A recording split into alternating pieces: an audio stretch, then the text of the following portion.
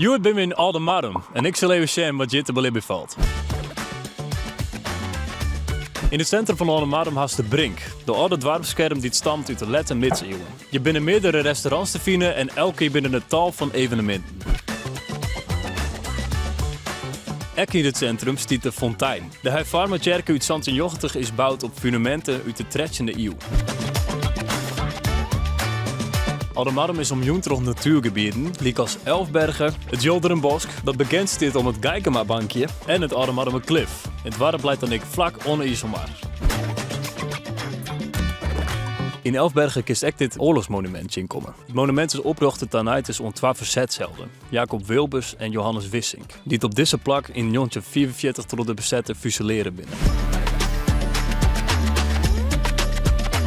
In de crisisjaren van de jaren 30 gaan we jonge werklezen deze vijver uitgroeven. Sint-Wurg is het een populair plak voor toeristen en mensen komen vaak deel voor een kuier. In hetzelfde bos vindt echt het kabouterpad. Bij dit pad kun je verschillende kabouters vinden.